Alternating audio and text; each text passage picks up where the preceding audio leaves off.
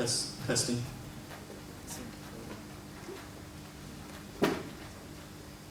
Speaker, sir, and members of this honorable and august House. The United Nations General Assembly Resolution 1514 states that every person is entitled to self-determination. By virtue of that right, they freely pursue their economic, social, and cultural development. Now, this kind of statement, this kind of vague ambiguities would be ideal if we lived in a perfect world. This kind of arguments and justifications would be great if we live in a perfect world under their La-La Land paradigm. Unfortunately, ladies and gentlemen, we do not. Now, in order to win today's debate, we needed to prove a couple of things. Firstly, side government needed to prove that there was enough and reasonable grounds for secession. The only claim to that was that there was significant underdevelopment, alleged misappropriation of resources, to which our response was that under the federal government, we allow for collective interests to take hold, because the federal government does not look after an individual interest. They need to look after the aggregate interests as well. And under that paradigm, we've already clearly explained to you that we have not had that much problems. There are room for improvement, yes. But that room for improvement, that lacking improvement in the status quo, is not enough of a justification. Because if we use that as the only yardstick by which to succeed, then we should also consider the idea that Indians and Chinese who are oppressed should also have the right to secede. Secondly, another reasonable grounds for secession, we will talk about whether or not the relations between West and East Malaysia are actually irreparable, or so damaged to the extent that reconciliation is never ever possible. Under the paradigm, from the Prime Minister Albert all the way to Kevin, we did not hear any justifications on that. What we did hear was that apparently people are angry, and apparently Brendan has to move. Oh, sit down. Brendan has to move to Penang, and not because of the girlfriend. What we on this side of the house showed you is that, firstly, there is a problem-solution mismatch over here. Under our analysis, and we provided ample analysis starting from Mark all the way to Noel, we saw that Borneans identify themselves by participating in something that happens in West Malaysia.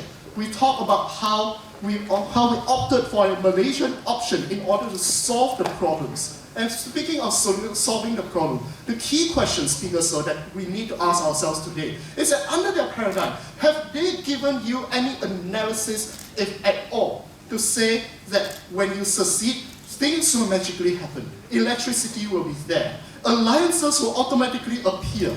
No. There was never such a thing. It was asserted that you have these things, but it was never quite proven that these things would actually happen under the paradigm. Albert. Sir, when you secede, there will be more resources to be spent on your own states, therefore there will be more development for all those things. Prove that your side can make that happen. Now, just because you have more access to resources does not mean that suddenly all of it will magically appear overnight, right? What we need to consider also is the kind of social element and the social dynamics that's already present under the status quo, and which has already been talked about by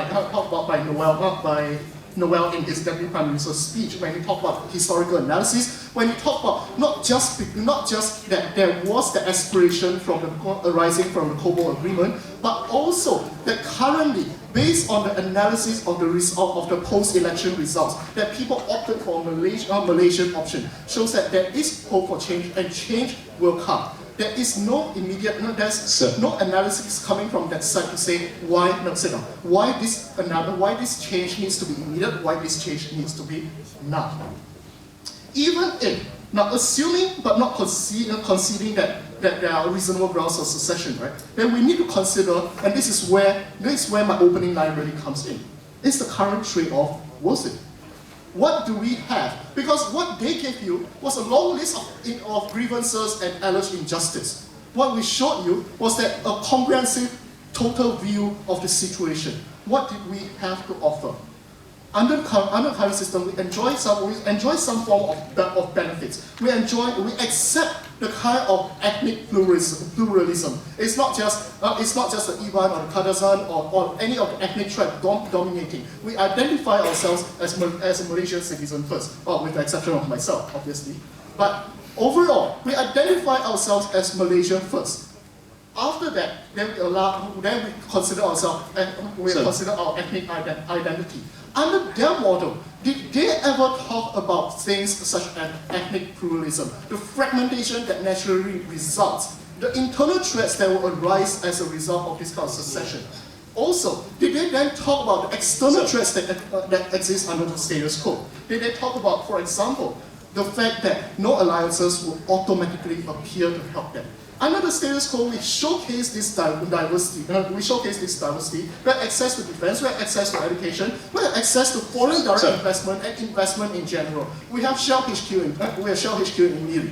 We have the hotels. We have many foreign-owned hotel chains over here. We need to be very mindful of this fact. Compare it to their model, which has no analysis of alliances appearing, which faces internal threat of ethnic fragmentation, which faces external threats of competing claims to sovereignty from Indonesia and Philippines. Where exactly does this betterment come from under their model? And this is what we've been questioning, and this is what they consistently failed to prove, starting from Albert all the way to Kevin. What we showed you was the analysis on what we do enjoy currently, what we can hope, or what we can aspire and hope for, and most importantly, just because it hasn't happened does not mean it won't happen. On a side note, vote for Pakatan Rakyat in the next election. So overall, ladies and gentlemen, as a proud Singaporean and a pseudo-Malaysian, I'm very proud to oppose the motion that Borneo should secede. We need to take into account the current trade-off. That is the most important thing. On second level, we need to take into account whether or not their idealistic model actually takes into account the fact that we have a lot of problems. We will have a lot of problems post-secession. With all those reasons, we are very proud to oppose to this motion.